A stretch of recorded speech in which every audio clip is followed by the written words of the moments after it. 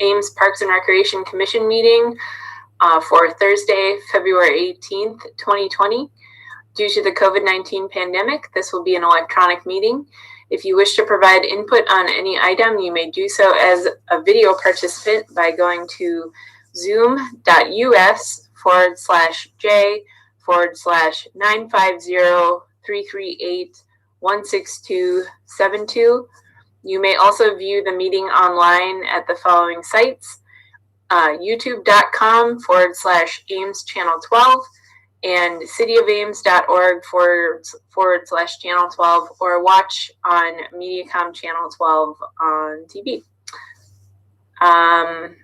First item on the agenda is the approval of the minutes from January 21st, 2021. I'll make a motion to approve. Everybody's motion. Well, there was a typo. I don't know if it matters. It says absent staff at the beginning, but it actually should be present staff.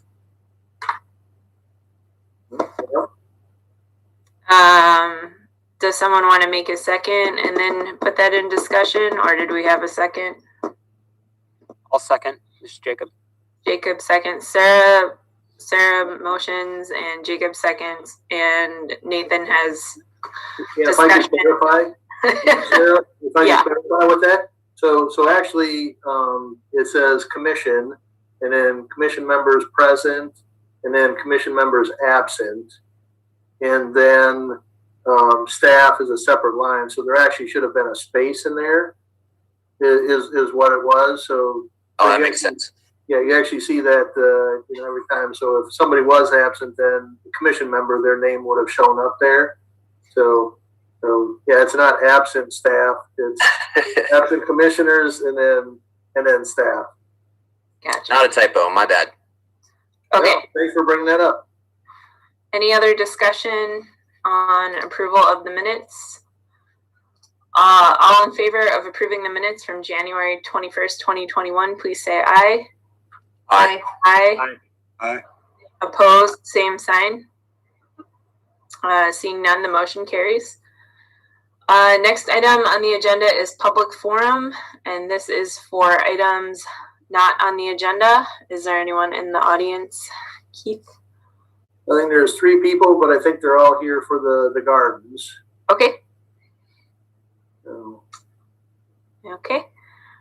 Seeing no one here for the public forum, we'll go ahead and close public forum. Next item on the agenda is a staff report regarding the community gardens and food forests and the public input meetings that were held regarding those. Yep. So I'm going to share a screen here in just a minute, but I would also say that with the public meeting, so if any of the people in attendance do want to speak when that time comes, just raise your hand. And if you do want to speak, you would need to do it that way rather than Q&A. So we do want you to come on, and if you do want to speak, you need to mention your name and address, so we can put that in the record. So I'm going to share screen. Okay, so everybody see that? So we did have 2 public input sessions. One was we kind of did it more so for the Harrison and Welbeck site, and then the second one was for the 830 Delaware site. And for each of them, we did send out postcards to each of those neighbors in those locations, as well as sent information out via our database, through emails. Over 3,200 emails went out.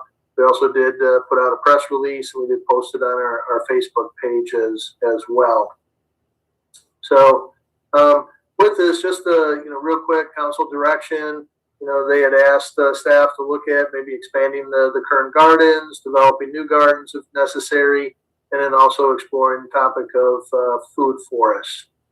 So just wanted to touch on a little bit of the survey. I know we went through this with you before, but just a couple of things. We did do a survey that we sent out. again, through our database, we had 147 respondents. 76, almost 77% said they currently garden, and just over 59%, garden at their home.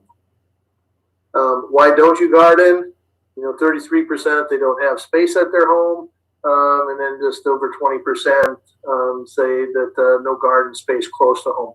There were other responses as well, but just trying to give you the kind of the top responses. If additional community gardens were developed, would you be interested in one? Almost 71% said yes.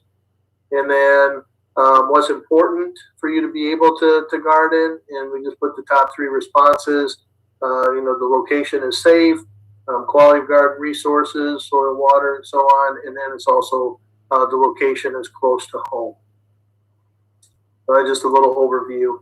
So again, just to refresh your memory, Squaw Creek Gardens, we have 63 sites. You can see the plot sizes and what the cost is. And again, these will soon be called Iowa Gardens or Iowa Creek Gardens. The DNR just did approve the changing of Squaw Creek to Iowa Creek. So you can see where the gardens are. It's on South Maple here on the left, south of the DOT, south of O'Neill Park, and you can see the 63 sites. Initially, these first 2 rows is kind of what we had, and then about maybe 5-6 years ago, we did add these on the right side of your picture, and then also a few on either end. Car Park Gardens, we have 14 sites. These are raised beds. You can see smaller with it, and you can see Meadow Lane here on the left. 13th Street would be here in the south, Skunk River to your right, and you can see the raised beds that we have there. So with food forests, and we'll get into these other 2 sites here real quick, and I'll give you an overview of those meetings. But again, just as a reminder, food forest, there's a variety of plant material, different levels. I'll show you a picture of a 7-layer food forest here in a little bit, but it really kind of mimics a natural ecosystem. And then wildlife really help propagate, plants by bringing seeds in from other areas and so on. So this is 7 layers. You can see first layer, large fruit and nut trees. Second layer, lower dwarf fruit trees. And then the third layer, shrubs, currants, and berries. Fourth, herbaceous layer. And then 5 is the root vegetables. 6 is ground cover, such as clover, strawberry, mushrooms. And then the 7th layer is vertical layer, climbers, and vines. So again, we shared this with you earlier, but I just wanted to kind of just refresh your memory as well. So really, again, with the council's goals,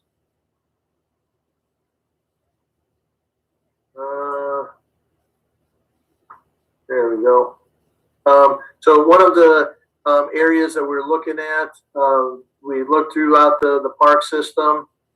This right here, Highway 30, Hunziker Youth Sport Complex would be here over to your right. The dog park right here, animal control shelter. This down here in the lower left, Wilson Toyota. This area right now is owned by the city. Really don't do a lot with it.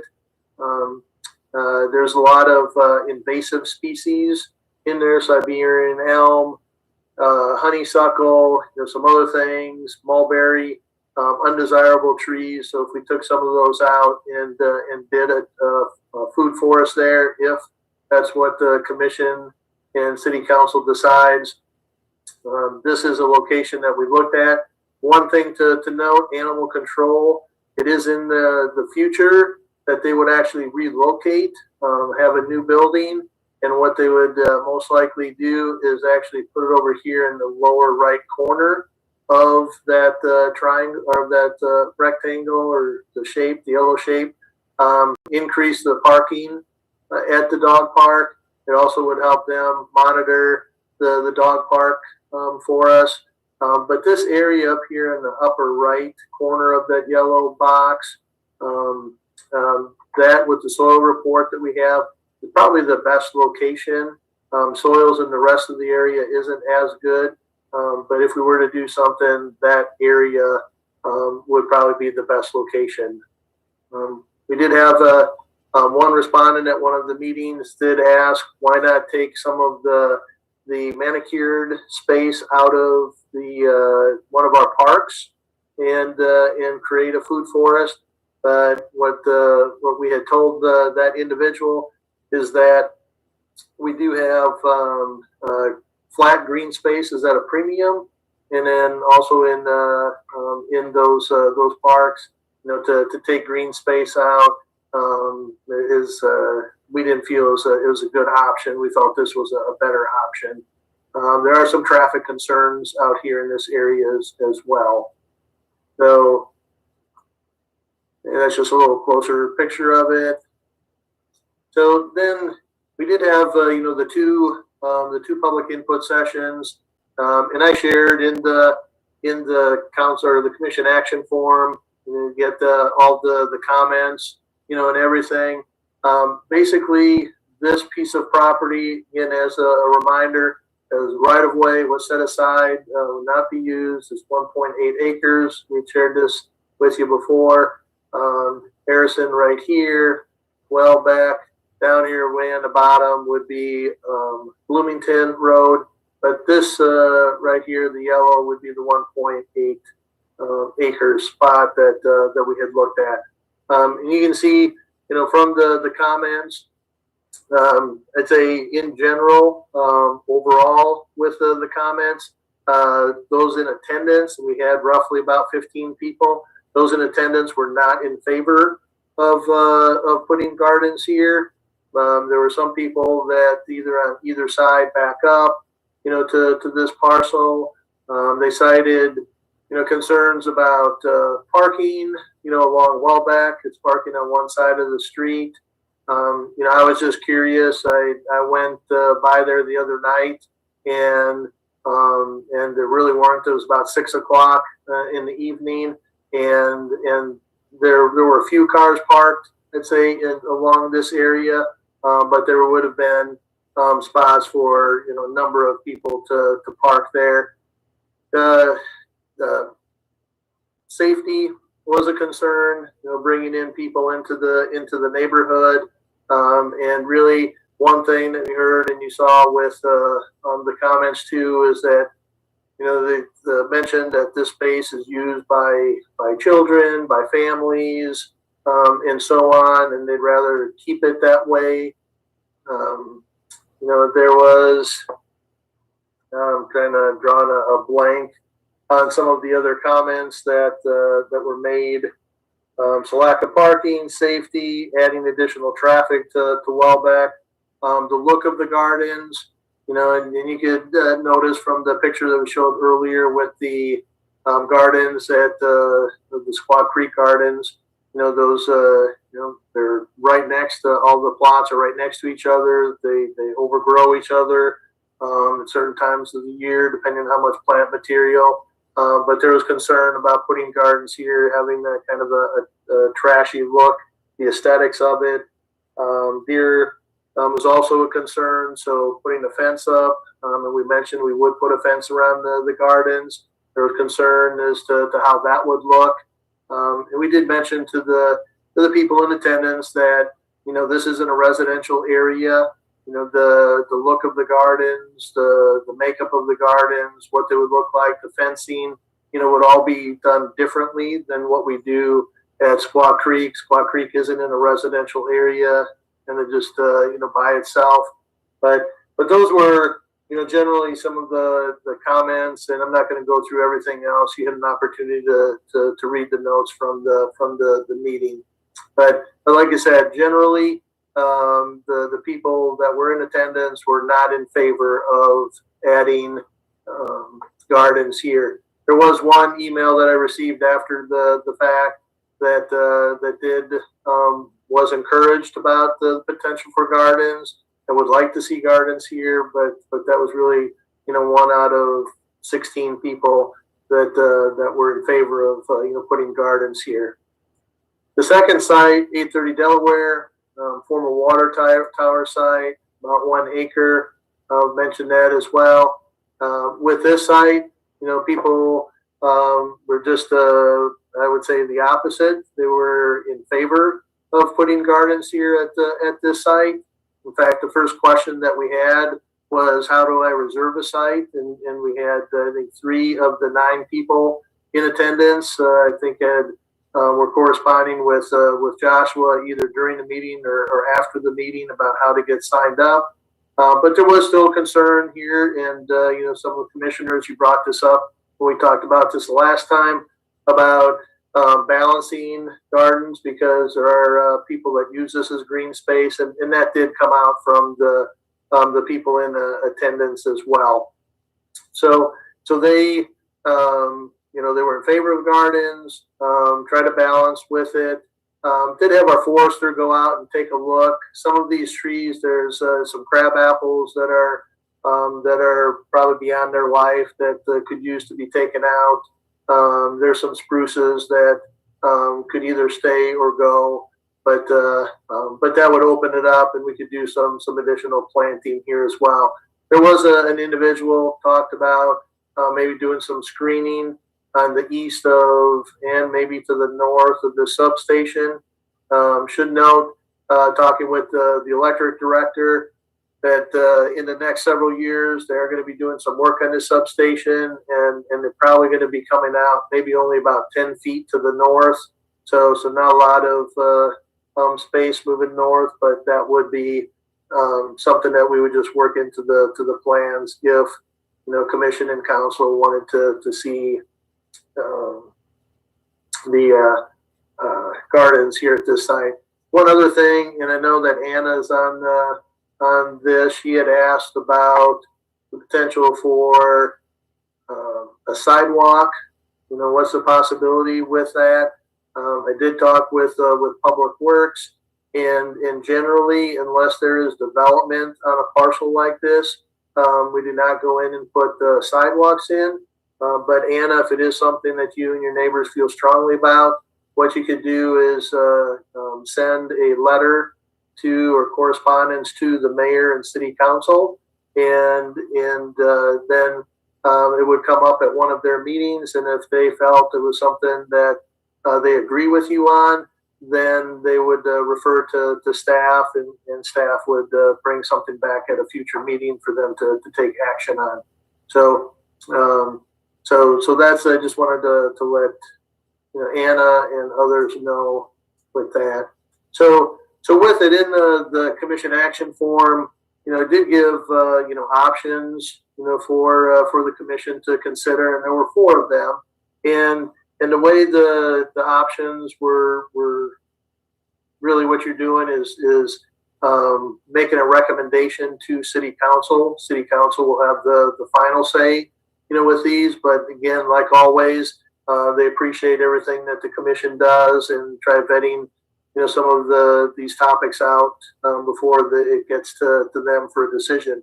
So the way they are written is you can recommend to council that they either approve or not approve putting gardens or developing a food forest. So again, with each of these, what be looking for commission to do is, after you get public input, is to make a motion on each of these, whether or not you recommend, again, the city council approve or not approve adding raised beds and water source at Carr Park, whether they should approve or not approve developing gardens at Harrison and Welbeck. Third, the developed gardens at 830 Delaware, and then whether if they should approve or not approve developing a food forest on the property near the dog park or someplace else in the park system. So that's any questions about any of this information?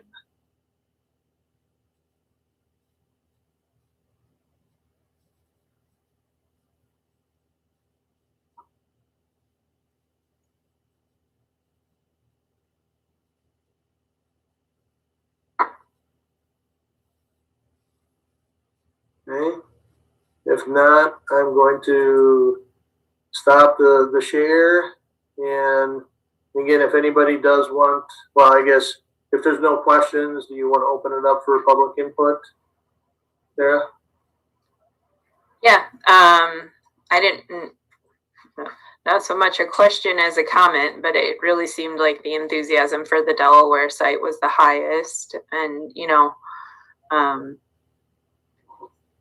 definitely putting some energy towards that this year and revisiting other sites in the future to see if there's more neighborhood support or, you know, more demand or anything like that. So anyway, if members of the audience would like to speak about any of the potential sites, please use the raise hand feature, and then Keith will zap you into the meeting and make you a panelist, so then you can speak to us. And please state your name and your address for Katie taking the minutes.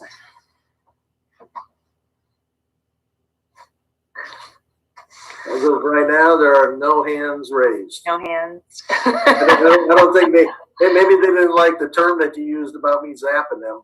Oh, it's a gentle zap. So no hands raised. Okay. Any other discussion from commission members? I like the idea of the Delaware for the garden plots. I don't like the other one up in that neighborhood either. So I think there's, you know, as long as we do have, you know, the enthusiasm towards that Delaware site, I think that's a good idea. Yeah, I mean, I liked it from the beginning because it is, you know, there's quite a few apartment buildings in the vicinity, so those people aren't naturally going to have yards. And a quick walk down there from the, yeah, and I think it's a good. I just think it's a good fit for the neighborhood. And yeah, I don't know. I feel best about that site, and that seems to have the most enthusiasm from citizens as well. So that's great. Yeah. I'm kind of sorry, guys, but I'm kind of on the opposite side because my neighbors, when I brought this up, were not happy about it. Because that's where they go and play football, they play frisbee, softball, run their dogs around. Now, when I said we'd be putting community gardens like what we did at Carr Park, they thought that would just ruin that park. And that's why they suggested the one further to the south. But I see Keith or somebody said that could be potentially dangerous. So I guess the number, if we are going to stick with that one on Delaware, it would be interesting for the number of gardens and would it be worth it? Because if you completely ruin the green space, you know, we're kind of, and I don't know how much the apartment people would use it. That would be an interesting survey to find out how many apartment dwellers are using our other gardens. Yeah. Yeah, I guess my neighborhood who have kids weren't too happy about that. Yeah. Well, and that's interesting because, you know, we didn't hear any of that, you know, at the meeting. And again, the comment that we did get was balance it between gardens and green space. So we're not looking, Dwayne, to take the whole acre and make it into gardens. You know, that's not what we're wanting to do. You know, I think what we would look at is, you know, if with it is probably look at maybe some gardens, you know, to the east side, you know, of that property, because again, I think that from a safety standpoint would start maybe create you know, a little bit of a barrier, you know, from North Dakota, but you could still, you know, put some gardens on that end, on the east end, and then still have a good portion, you know, of the rest of it as some green space. I think that was, and then one of the individuals that did speak does have children, you know, and she spoke to that, and also people in the in the apartments that she sees utilizing that space, just for recreation as well. The one thing with the that area to the south, with it, there's 18 feet of drop, on that site. So, there's quite a bit of slope, to do something with there. If we wanted a terrace, it would take a lot more work, to do something, with that location. But again, once you get down more towards the intersection, we probably wouldn't do anything down there at the intersection, just because it's too close. And I think you even mentioned that at the meeting that you've seen people, and not that people are gardening in this kind of weather, but they don't make the turn and they wind up, on that piece of property. Well, that whole area on Delaware is kind of nasty because right there where that park is, you have to turn on to Utah. And no matter what you do, it's tight in there. And I know there's accidents right there all the time too. So I kind of have the same concern that they're having up on Harrison and Welbeck for street parking right there in that park. But I think if you were to go ahead and go forward with that and put the beds on the east side of the park, that might still allow the families that use that. And I know a lot of the students come down there and play ball.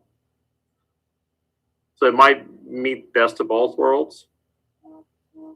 Yeah. Most interesting is one of my neighbors actually said she wanted a bed up there, but she has like a huge backyard. So I don't know what she's doing that for. I know the layout is really different, but at Car Park, it's, there's really plenty of room for both. I think you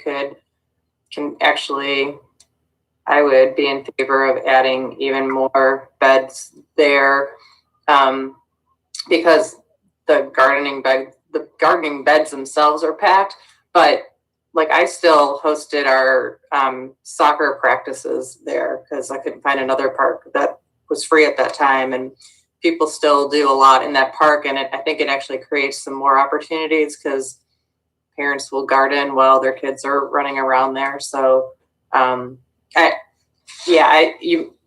neighbors may be kind of overestimating how much room they'll take up. Okay. I think I agree with Eve and Dwayne. I think due to lack of enthusiasm at this time, maybe we should just table the west side garden plots for this year and invest in more in Car Park and some watering. That way it doesn't sound like there's tons of people that want it, so we can establish more plots, come back to this maybe next year if there's more enthusiasm. But at this time, just go for Car Park. Well, I would say, Nathan, that based on the public input meeting that we had, everybody that spoke was enthusiastic about having gardens at the Delaware site. Yeah, I wasn't necessarily saying just Car Park. I think we can do that in addition to it. But if people are, quite frankly, anyone that shows up to these meetings that says something, and if they made the effort to come out and actually showed a lot of interest in it, that speaks to me. I'm not disregarding what your neighbors are saying, Dwayne, but to their concerns, I think that you can please almost everybody with this. Yeah, I tend to agree with Eve. Just looking at the satellite picture now, having a couple of rows of raised beds sort of along North Dakota, and then that does create a little bit of a fencing safety buffer from people who are playing frisbee or soccer, on the other side of the parcel. And I think that's an intriguing idea, actually. And like she said, having the space for kids to run around while someone is working on the garden is great, And I guess I would push back a little bit on Dwayne's concern about apartment residents not wanting a space. When I was in grad school, we had a garden plot out at the Hort Farm, and it was awesome, and I loved it. But it was really a long drive out there, to water and to take care of things, and especially this neighborhood. I think you have a lot of sort of upper level students and grad students. I lived on Woodstock when I was in grad school, so I think.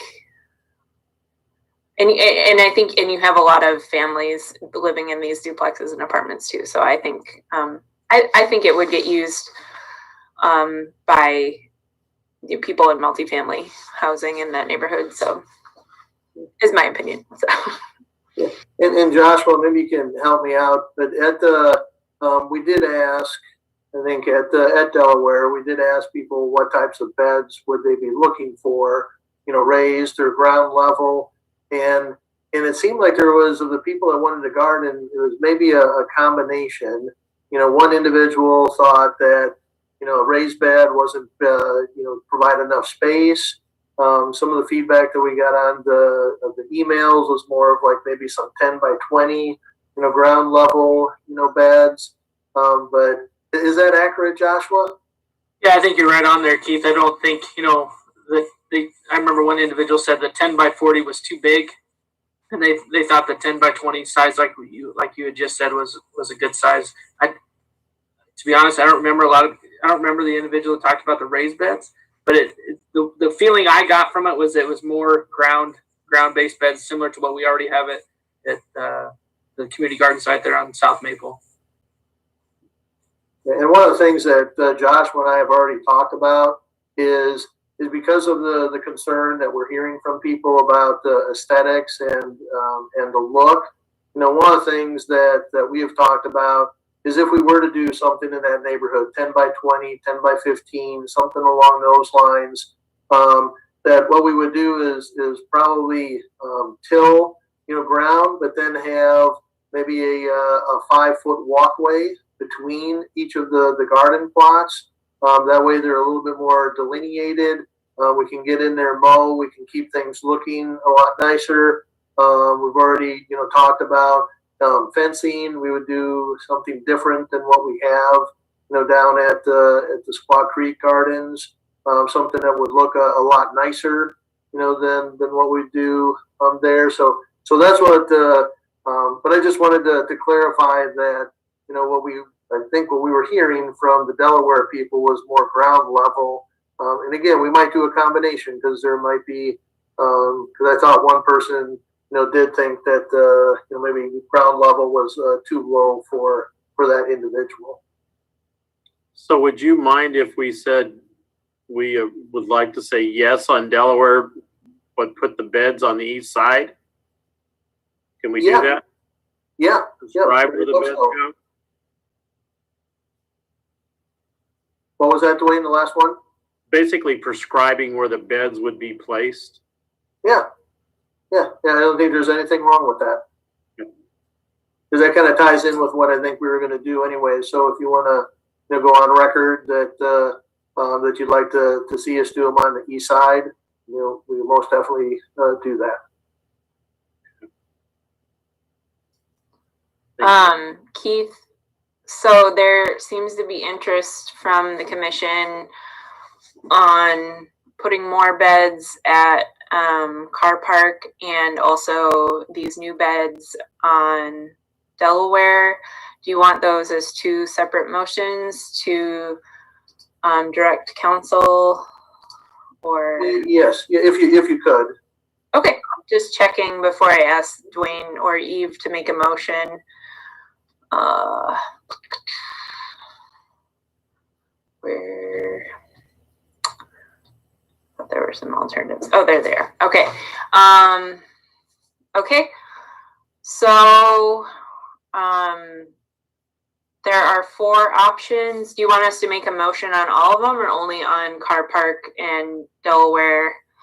Do you want us to not? If you wanted to do one on each of them, if you feel strongly, then I think that that sends more of a message to council. If you if you make a motion that you recommend council does not approve or move to put gardens out at Harrison and Welbeck, I think then you go on record and it's a little better to share that with council that way. Okay, so option 1 is to recommend city council approve or not approve adding more raised beds and a water source at the car park site. Would someone like to make a motion regarding that option? I'll make that motion. This is Jacob. I'll second.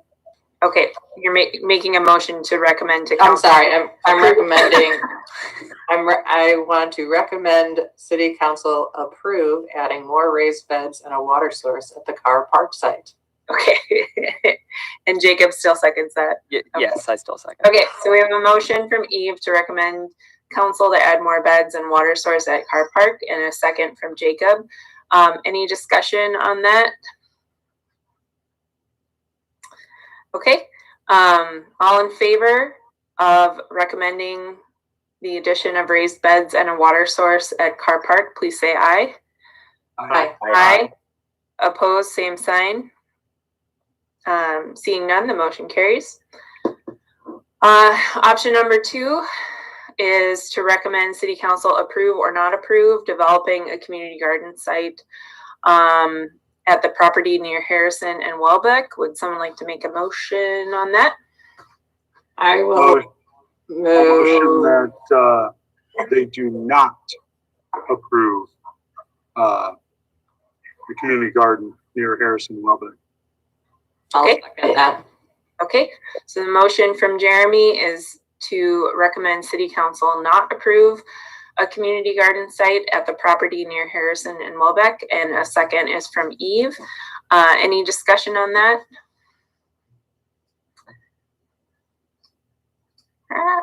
Clicked away. All in favor of the motion to not approve developing a community garden on Harrison and Welbeck, please say aye. Aye. Aye. All opposed, same sign. All right, seeing none, the motion carries. The third option is to recommend to city council to approve or not approve developing a community garden site at the 830 Delaware property. Would anyone care to make a motion on that? I'd like to move we amend option 3 to read to recommend to approve, with the beds being on the east side of the 830 Delaware site. I'll second that motion. Okay, so the motion from Dwayne is to recommend to city council approve developing a community garden site on the east side of the 830 Delaware property. All in favor? Oh, and a second from Jacob. Any discussion? Getting ahead of myself. Yeah, I do have concerns with that. One of the appeals on our south plots right now is driving through that loop. Everyone pulls their car right up to their plot, and they bring their water. They bring all their supplies, and they're able to park right there. If we only limit the plots onto the east side of this, are people going to park on Dakota? Or are they going to park in the sidewalk? Or are they going to walk all the way across the park with all their supplies? So that's really going to limit people. People are not going to be happy about this. Well, they would not be able to park on North Dakota. So that wouldn't be an option. Yeah. Could we But do? it sounds like the people that are enthusiastic are going to be walking there anyway and not driving there, is what I'm hearing. That was kind of my concern about parking on the street, Nathan, but it sounds like the discussion was these people live in these apartments that they'll just get their little red wagons and walk down the street. Yeah, and that's fine with me. I was just voicing my concern that people are going to try to park next to their plot. Not for long. The police officers turn out on you. Yeah, I know, and and any information that we would put out, with this, depending on what council decides, anything that we put out, communicate with people on that site, there'd be what they can and cannot do, and we would share all that information with them. If they do drive, they would have to park on the street, carry their stuff. And with the new gardens, with the new gardens, and you saw it in the memo that we sent to City Council. We did talk about adding water, to those sites anyways. So, so that would be part of what we would do. Keith, I don't know if all people in the audience are here regarding the Delaware site, or if anyone, can we open up to feedback for them or not, because there's a motion on the table? No, if you want to, I think it'd be appropriate. I know 3 for sure, I believe, are for the Harrison site. I'm not sure about the 4th, but yeah, I think that's a good idea in case that one person is for the Delaware site. Okay. If anyone in the audience has any feedback on the placement of the community garden beds on the Delaware site, you can use the raise hand feature. You scared somebody away. One last. Yeah, I know. They There's were no zapping, no zapping. I don't want to be zapped. So nobody raising their hand. Okay. Yeah. I guess I don't know. I don't feel strongly about this. I guess if Dwayne has a good point of people walking there from the neighborhood. I mean, if it's a popular enough site, who knows how it could evolve in the future. Yeah. And personally, this site with the triangle site down to the south, even though it is sloped more, I think having some terraced raised beds would be interesting if this site ends up being very popular. That would be a way to expand it. So I don't know. I think the proposal was from Dwayne, stipulating the east side. I think it's perfectly reasonable. I think we'll get a good gauge on what the interest is. Yeah. If we put it out there, and if we have people clamoring over more, then we can revisit next year. But let's give it a shot and see how it goes. Yeah, I think that's reasonable. It's a pretty minimal. It's not. I think treating this more as a pilot program and seeing how it goes. We're also making the recommendation to add beds at car parks, so that's that's a site that is known to be successful and popular, and we could definitely do that again down the road with the Delaware site. So okay, so motion on the table is to recommend to City Council to approve developing a community garden at the 830 Delaware property and place the beds on the east side of the property. All in favor of the motion, please say aye. Aye. Aye. All opposed, same sign. All right, seeing none, the motion carries.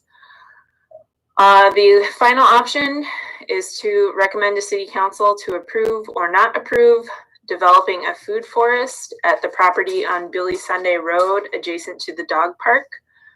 Would anyone care to make a motion on that?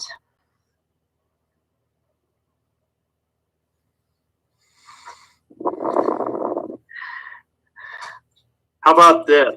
I move that we table this until further discussion of the animal shelter has been decided.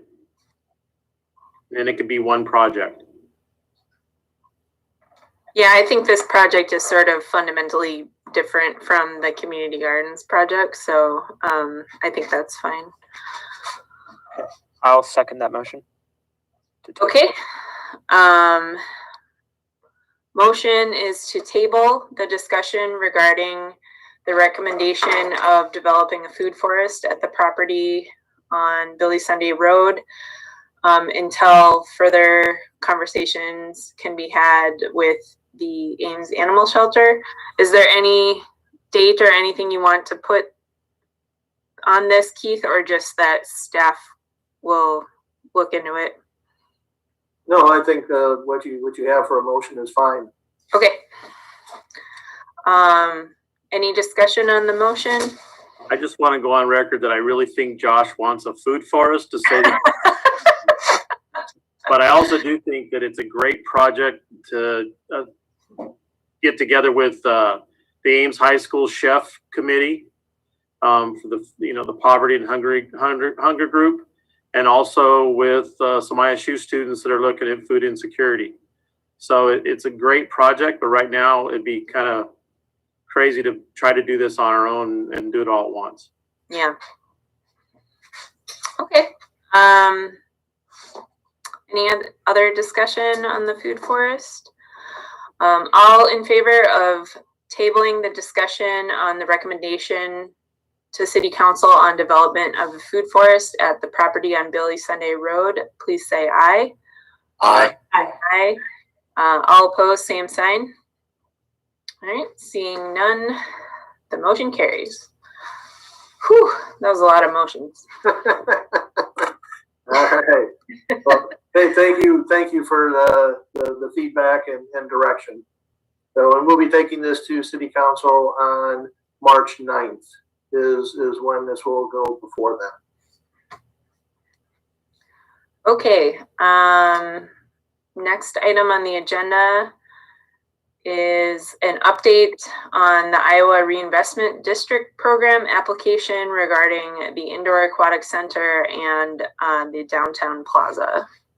Yeah, so initially, since our last meeting, we had given you some information regarding the floor plan of the Aquatic Center, and we're hoping that the application would go to City Council on February 9th, and it got postponed to February 16th, and now the application will be going before City Council next Tuesday, the 23rd. So, and part of that has been because of the development along Lincoln Way, being able to sit down with the developers and get a better feel for what that project looks like. So the full application will be going before City Council next Tuesday, and what I can do is when it's ready tomorrow, I can go ahead and forward that information to you so you have that. But one of the things with on the January 26th, which would have been after your last meeting, City Council did look at the two options, the 1-story, which is what we shared with you the last time, and then also the 2-story option that would have some multi-purpose space and walking track on the second story. So council did make a motion to move forward with the 2-story building, even though it was more cost, and that did pass 4-2. So in the application, that's what that you'll see, and that's what I'm going to go through with you in just a second, as soon as I was going to share it on my screen, and I have to find it. So it'll just be a minute.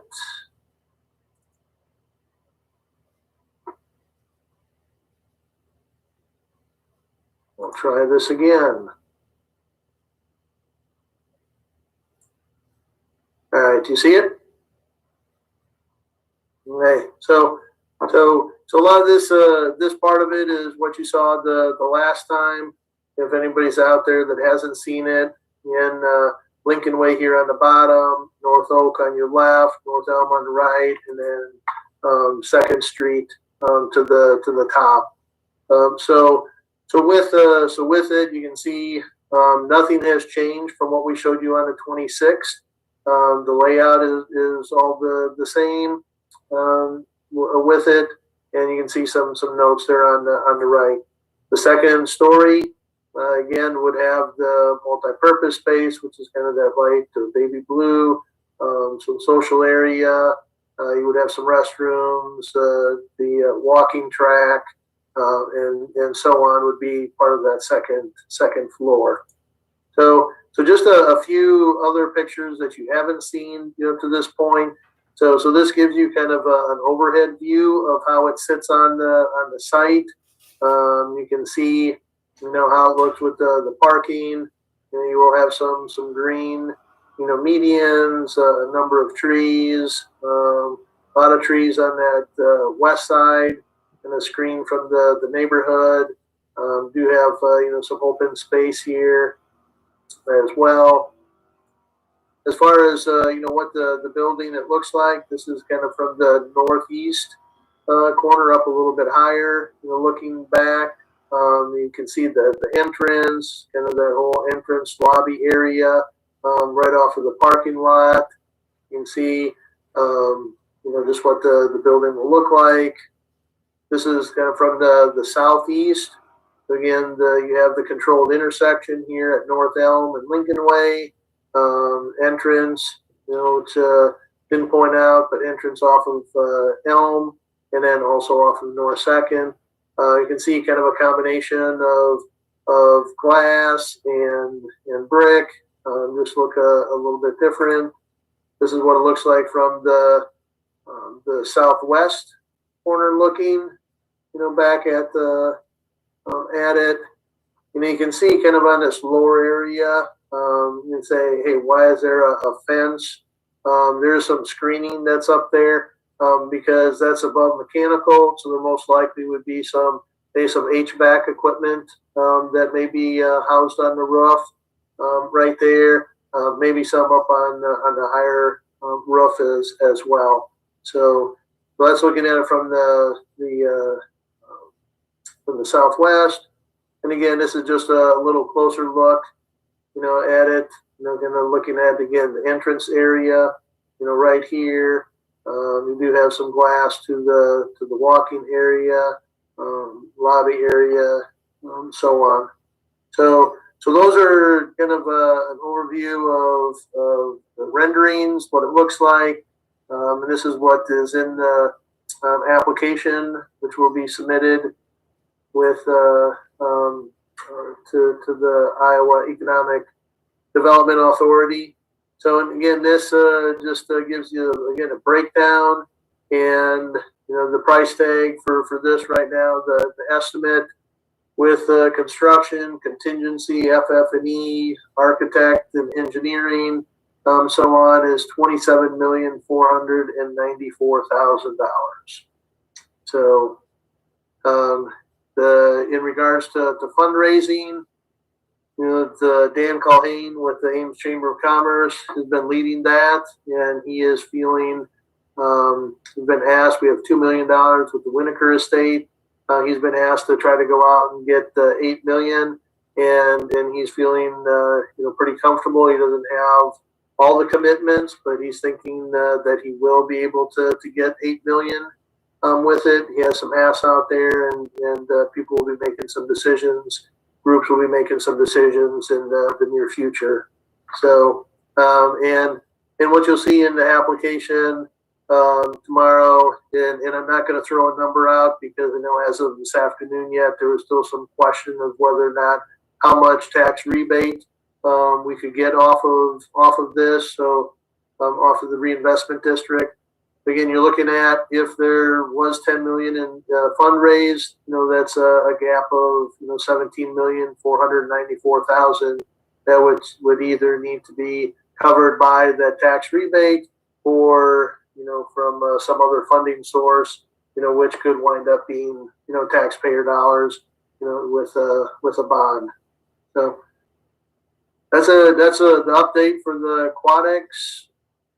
Be glad to answer any questions that anybody has.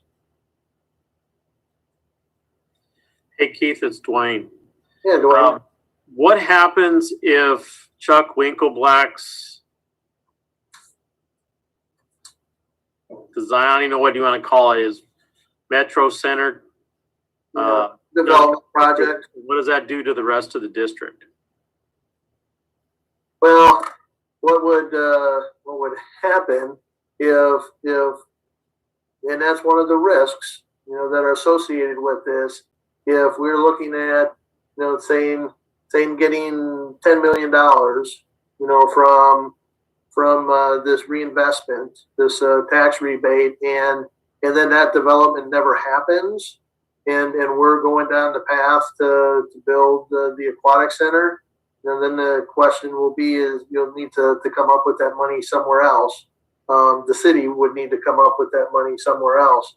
So that's one of the risks that council has to weigh with this. Do they feel strongly that development is going to happen, or is there enough uncertainty, that says, kind of like we said, hey, what if that development never happens? Then what do we do? So we'd have to come up with it somewhere else. Now there is a potential. So if the Iowa Economic Development Authority, if the city does get a grant, all right, and they say, let's say that they grant the city $10 million with it, I believe any future development that happens within that redevelopment district could be used to get the tax rebate. So if there were another hotel that was, the city would have to amend, the application and so on. But there could be a potential for adding other development later on. You wouldn't get any more than $10 million, but potentially, if Winkle Black's development doesn't happen, if somebody else does come in and start doing it, you wouldn't be able to. There is a commencement date, so you wouldn't be able to may still get 20 years off of it. If something happens later, you might only get 15 years, or maybe 12 years off of it. But you could amend the application at a later time to account for some new development. Does that help you? Yeah, my biggest concern is we've needed this for years, and we're in kind of a crunch with the municipal pool going to get smashed up here in about a year. And looking at the need for this is going to be starting a whole lot quicker than Chuck's development or finishing, getting going. And if that, that's all been cleared away down there, if it turns over to say something different, is that going to hurt our opportunity to get this through right now? That's all my biggest concern was. Yeah. And remember, this is what we're submitting. It's due between the 22nd and the 25th of next week. And it's a pre-application. So what we do is we submit the pre-application. The Economic Development Authority takes a look at it, and there's criteria, and you'll see this in the council action form when I get that out to everybody tomorrow night. What they'll do is they'll take a look at it, and we'll get a score. And if they feel that they really like this project, then they'll tell us that, and then we'll have to do a final application. So really with council right now is to take a look at the information that we have right now, knowing that it's not 100% accurate, that things may change, in the coming weeks, months, and so on before a final application needs to be due. So they can, later on, if something were to happen, they may say, based on more information, let's keep moving forward, or maybe they decide to not move forward based on the information that we get in the near future. So there is an opportunity to gather more information, so they can council can make a more sound decision when it does come to that time.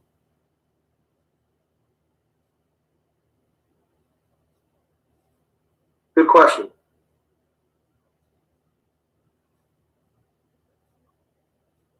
If there's no other questions, we'll move on to the downtown plaza.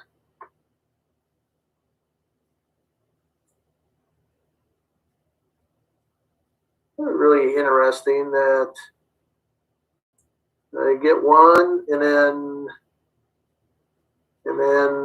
the other one goes away. Oh.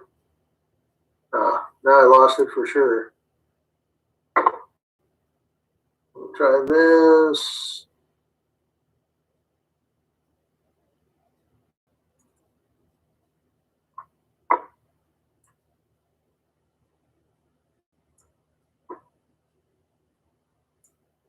All right, sorry for the delay.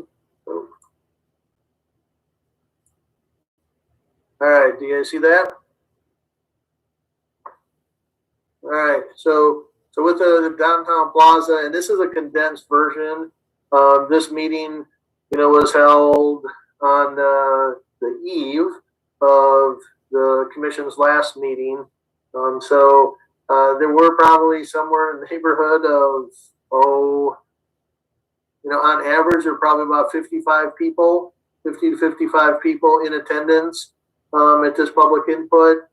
But I think there were close to almost 100 different people, throughout the meeting, and there was some interaction, with it that they could answer questions as they went. So it was really kind of a neat thing. So I'm going to give you kind of a condensed version of it. So one of the things, with this, you can see City Hall to the left of the green, usually where the new plaza would go. There is potential for a future redevelopment in this block. And then you see Tom Evans Plaza, some other future redevelopment. And then potentially Burnett, it has been discussed, could potentially be a pedestrian mall. So one of the things with this is how do you make this connection from this new plaza or urban park, whatever you want to call it, to the downtown area? Because you do have downtown, or the farmers market, other downtown activities. So just instead of just doing this all by itself, wanted to just make kind of a connection. How would that connection to the downtown area work? So that's really what this slide is doing. Number of different features, were discussed. This kind of gives you, some idea. These water runnels, which is down on the bottom, kind of shallow water, people can play in. The water runnel on the left, there's the splash pads, shallow pools, different things. This was a question that was posed to the people in attendance. And actually, a water runnel and a splash pad were the top two choices, that people had, regarding some type of a water feature. Also talked about in the wintertime, some type of ice skating. And there's two different types. So on the left is more kind of the open skate, kind of what we have at South River Valley right now. These are different shapes. But then there's also the skating ribbon or the loop, which is shown on your left. And with this, I think by a pretty vast majority, people preferred a skating ribbon or a loop type of skating, with it. There is conversation about whether or not we do refrigerated ice here in a loop form, or there's talk about synthetic ice. And we have a list of references of people that have synthetic ice. We're going to be reaching out to them and asking them what they like, don't like, how well it works, and so on. So as far as other features, furnishings, there are some bench swings here, a couple different models of what those might look like. There is kind of a kinetic art, interactive art feature. Again, these are not necessarily proposed for what's going to be in the plan, but just give you some kind of an idea. There would be some tables, chairs, some things that people could move around a little bit depending on the space, although there would be some permanent seating, bench seating as well. And then there'd also be bike parking as well. So with this Confluence, put together, this design and kind of really looked at, kind of four quadrants, so to speak. So this, if you look kind of at the northwest area, right here is where this water runnel would start. The water would be bubbling, coming out of something, and then flow through, this water runnel and then end in some type of a bubbler water feature, some ground sprays, right? So, but other, you'd have some seating areas, you know, with this. So again, this is probably more of a little bit more of a passive area, especially this part here where people could sit. The northwest portion of this, and there's some seating. But again, this really brings people in from the neighborhood from 6th Street into the park. You can kind of see this with what I mentioned earlier, kind of through the park, coming out here, and they could then get to the downtown area as well. So, so that's kind of why that kind of flows through this way. The southwest portion here is really the active area. This would be synthetic turf, might be kind of a mound, you know, something to play on. You know, this area right here would be kind of your ice skating in the winter time. Again, your feature, there would be seating and so on. There is a little shade structure with a stage here. One of the things that we did get from the public input is that they were really in favor of food trucks. So this area down here, for events and so on, or maybe even, you know, every day, there could be food trucks here. And that was one thing, a question asked, would you like the food trucks for special events, or would you like them all the time? And again, it was pretty overwhelming that people would like to see food trucks all the time. So again, it could be a place for people in the downtown area to come and do lunch. But again, there's still some concern about if you have a lot of food trucks, does that take away from some of the downtown businesses and so on. This kind of the north or southeast area of it, again, kind of the entrance with pavers and so on, kind of from the downtown area. You do have bike parking, and then you do have restroom building, some seating area. There will also be kind of a service desk, service area for skate rentals and so on, and restroom storage. You do see kind of the interactive or kinetic sculpture. There is also an art wall, you know, right here. And one of the questions came up: how could we work with local artists and so on? And there were several people that, you know, we encouraged them to reach out to us if they have any further ideas. But we probably will work with the Public Art Commission as well on some of that. There is some back-end parking, angled parking down here along 5th Street. And then right now, with this, there would be this angled parking added for City Hall business for the most part, but people could use it for here as well. What's not on here is over here to the north of the parking lot that's west of City Hall.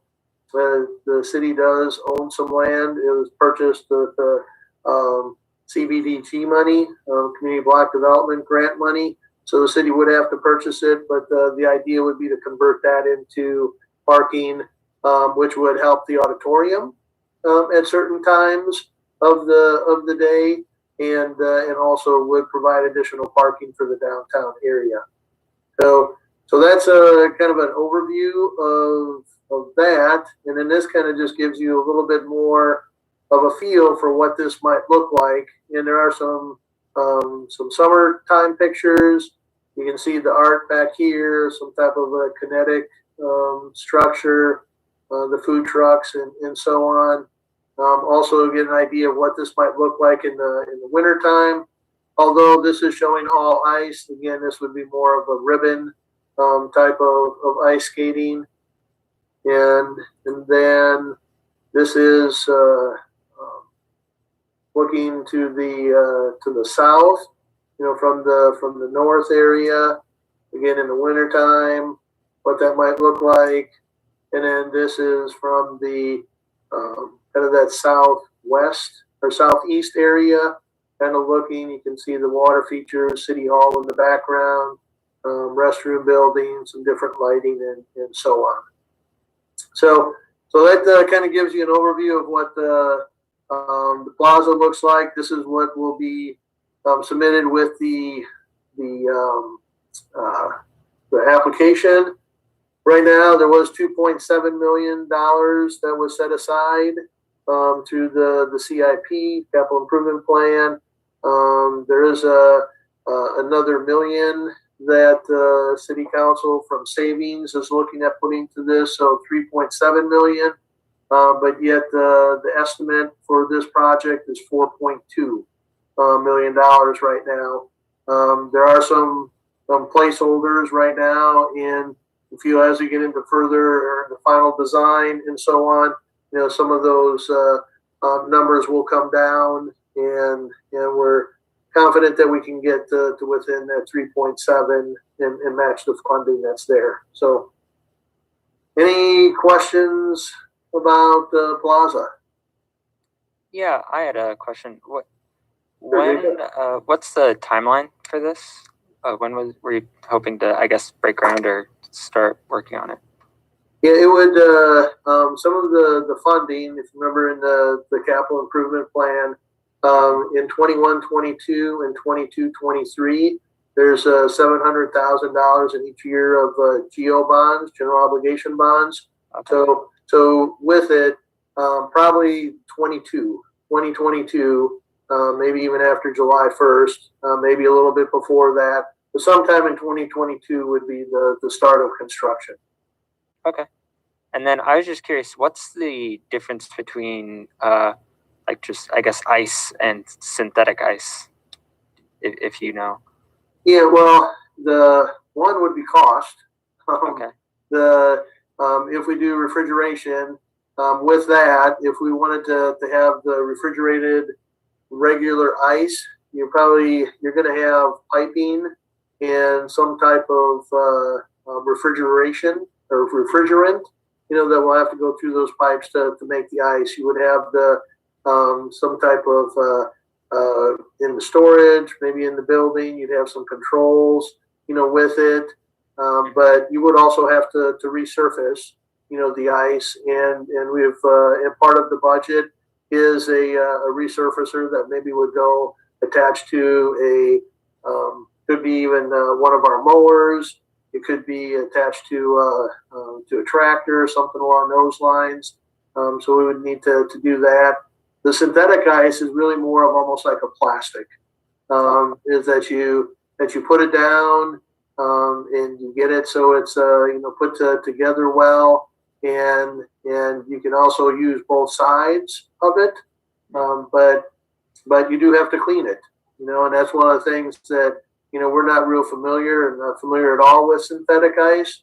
So that's why we want to reach out to other people. But, you know, cost could be, you know, half of what a refrigerated system would look like. You could, you know, it could be used longer.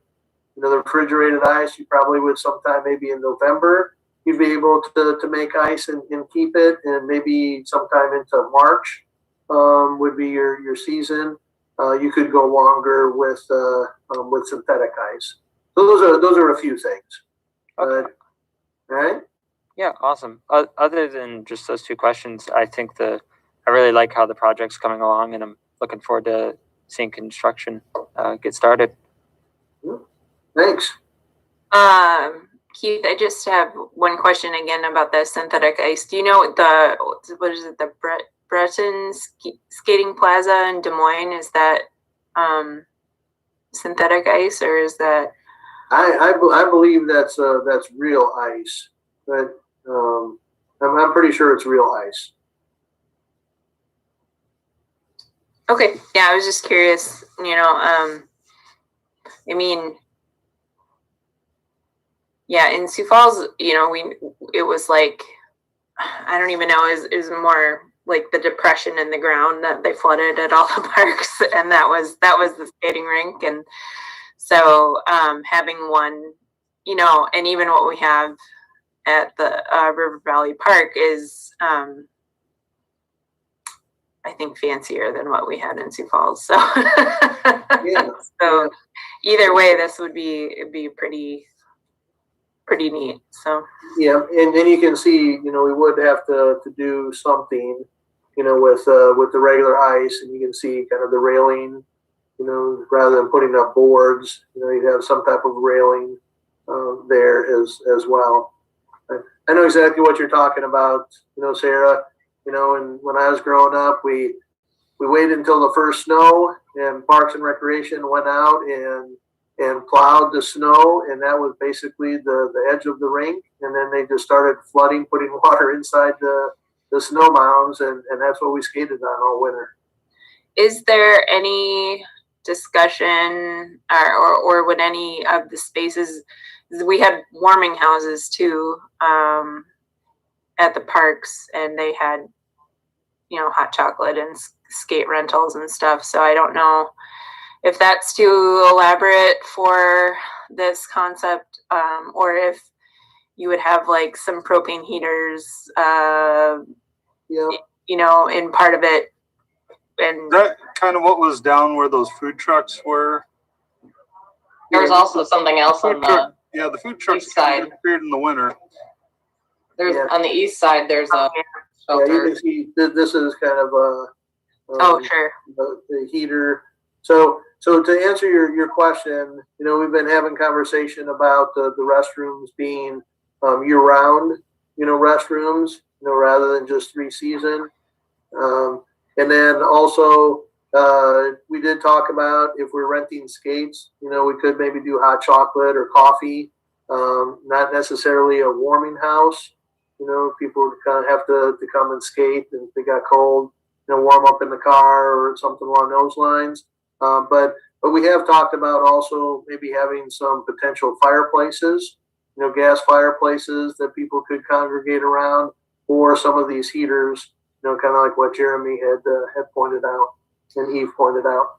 Yeah, I mean, I think you could accomplish a similar concept with just a counter, where you're renting skates and serving minimal concessions, and it certainly wouldn't have to be every day of the week, but just something like that if you really want to make it sort of a not necessarily tourist destination, but attracting people from out of town who might not necessarily have gear with them. That would be, a nice amenity to have. I never had ice skates as a kid. I always rented from the city. So. and part of the budget is actually purchasing rental skates for down there. So, so we would do that, and yet, again, there would be, some specific hours, that we would have. I don't think we would staff it, from an operation standpoint. We probably wouldn't staff it from, 8 a.m. until 8 p.m. It might be, be open the whole time. People could come down with their own skates and skate, but from a rental standpoint, it might be from noon to 4 or 1 to 5 or something along those lines. Those are decisions that have not been made yet.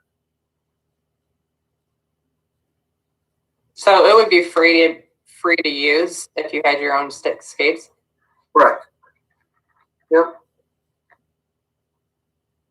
Would that take any income away from the ice arena? It might.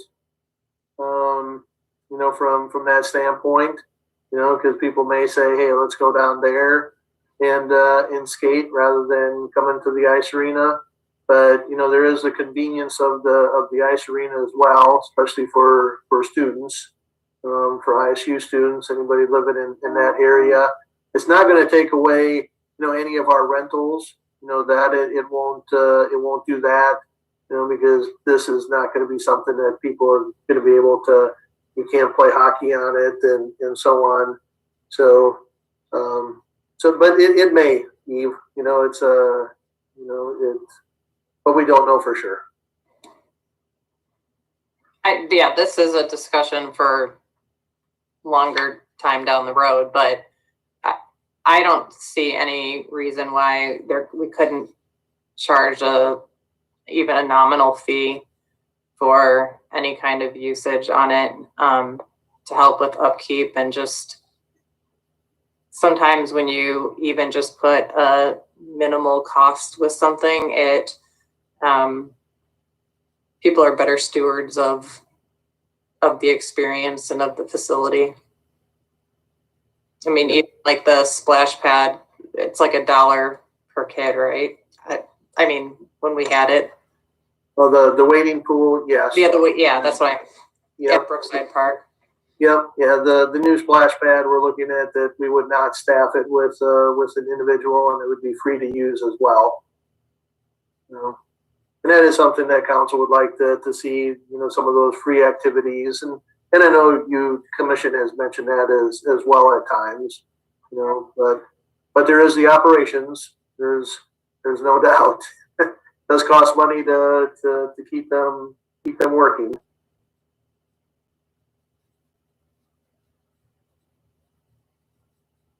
Any other questions?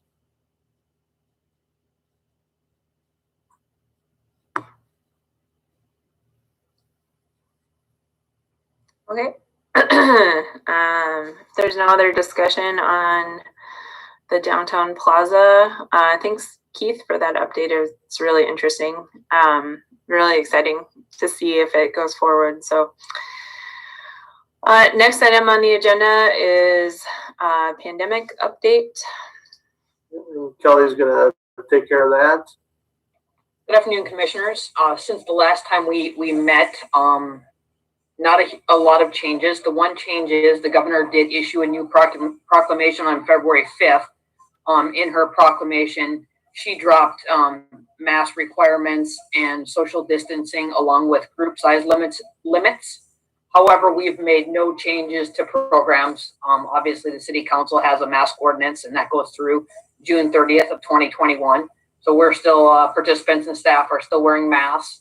We're still socially distancing participants, people who are coming for auditorium events, ice arena games, etc.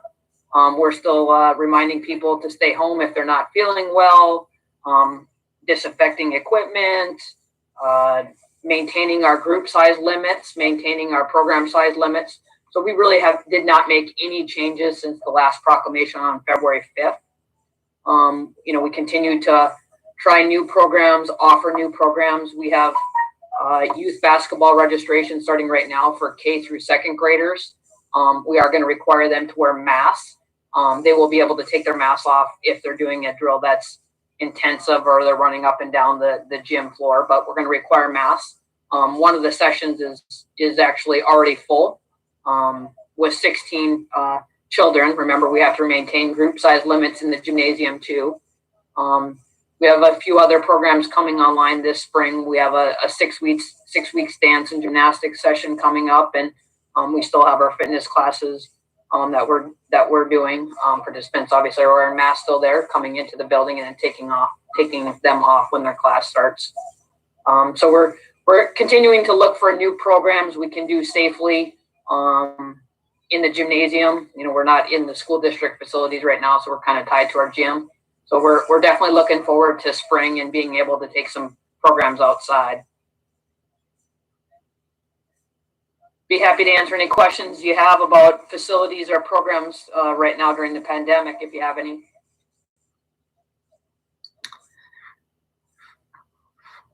Any discussion on that? Oh, well, another month of keeping on, but I'm also looking forward to warmer weather and being able to do things outside. It's just going to be, it's been a long winter of just kind of sitting at home. So, okay. Next item on the agenda is a motion to hold the March 25th Parks and Rec Commission meeting virtually or in person. Would anyone care to make a motion? I'll motion that we go virtual again. Okay. Anyone want to second that? I'll second. Okay. Motion is on the table from Jeremy to hold the March 25th meeting on Zoom, and a second from Jacob. Any discussion on that motion? Okay. If there's no discussion, all in favor of the motion to hold the March 25th meeting over Zoom, please say aye. Aye. Aye. Aye. All opposed, same sign. All right, seeing none, the motion carries. Next item on the agenda is project updates. Yeah, I think, Joshua had highlighted a couple things in the monthly report, but would say that, Homewood is, the clubhouse is coming along nicely. The windows are in, they have the shiplap up on the ceiling. Joshua can maybe give a few more, updates. But what I am thinking, and I'll shoot out an email to everybody when we get maybe into March, then maybe what we can do is just schedule a time if commissioners, wanted to we could give you an individual tour or maybe a couple people at a time. I don't know if we would do everybody at the same time because then it would be a public meeting and we don't want to, break any open meeting laws. But if people are interested, I'll shoot out an email. We'll get a little bit further down the road when the drywall's up and really starting to take shape. But it is really starting to look good. Anything to add, Joshua?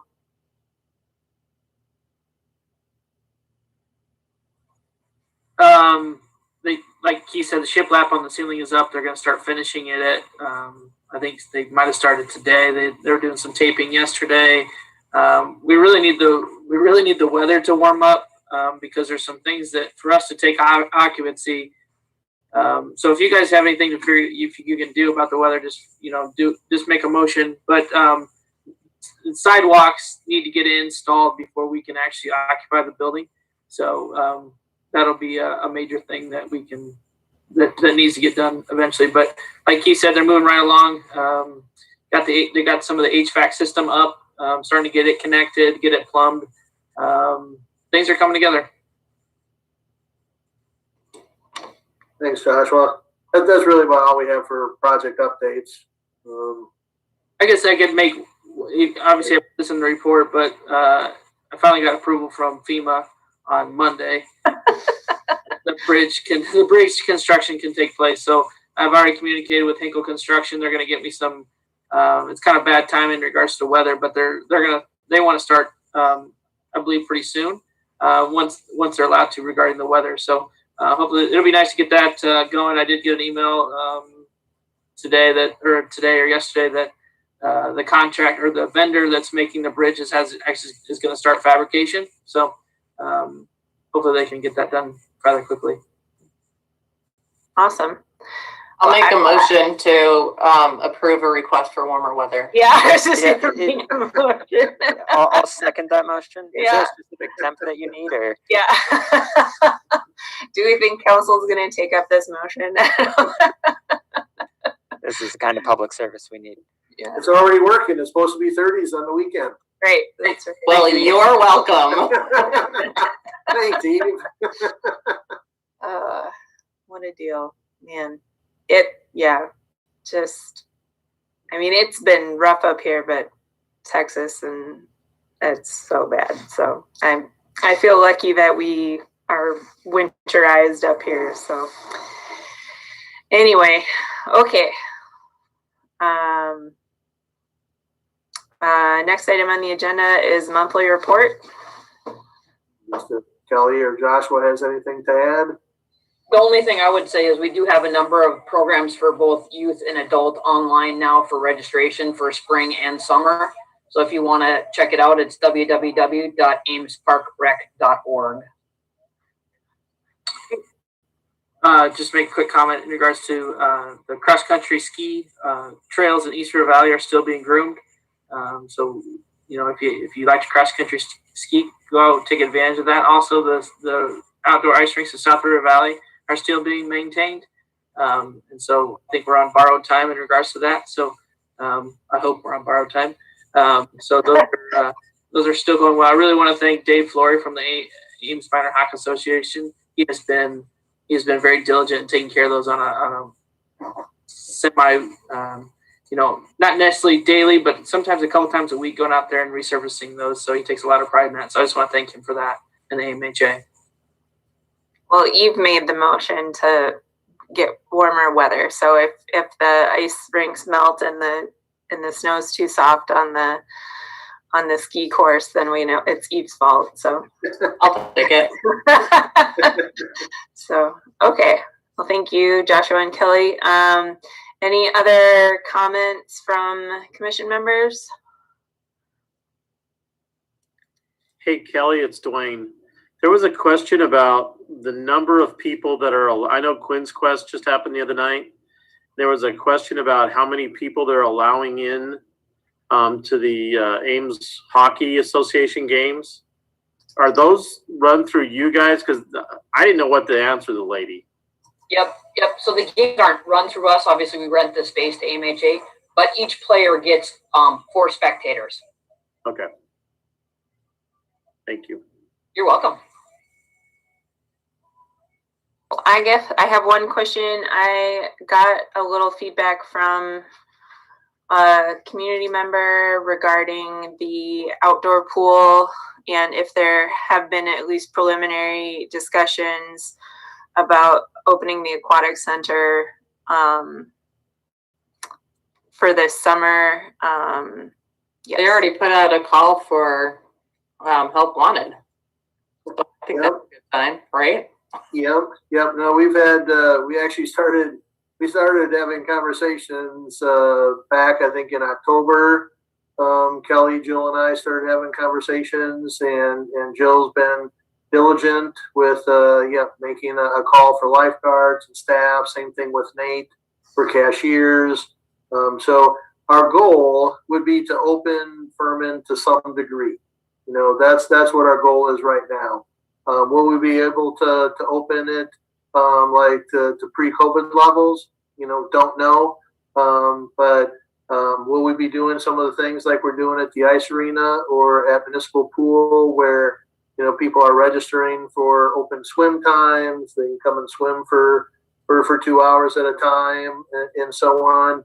That may be the case. So we won't know that until we get a little bit closer with it. But that's what we are doing. We're planning to open to some degree, but we just don't know what that looks like yet. Now, again, if the wheels fall off the bus and things go south real quickly, then that may be a different response. But right now, our goal is to open to some degree. Yeah, I think that's a reasonable prediction, and I wouldn't expect it to be full capacity, but I think we know a lot more about outdoor transmission than we did a year ago, and hopefully we have a lot more people vaccinated by June. So that's great. So anything to add to that, Kelly? Did I miss anything? No, I don't think so, Keith. Like he said, Jill and Nate and I have been working on a document like what the different levels look like based on what COVID looks like come time to open Furman. So we're prepared. Okay, yeah, I wouldn't expect anything less from this crew. So so that's great to hear. So okay, any other commission member comments? Okay, our next meeting will be Thursday, March 25th at 4 p.m. And it will be held online. So I would take a motion to adjourn. I'll motion to adjourn. All right. Meeting is adjourned. Good seeing you all. Stay warm. Keep warmer. Getting warmer.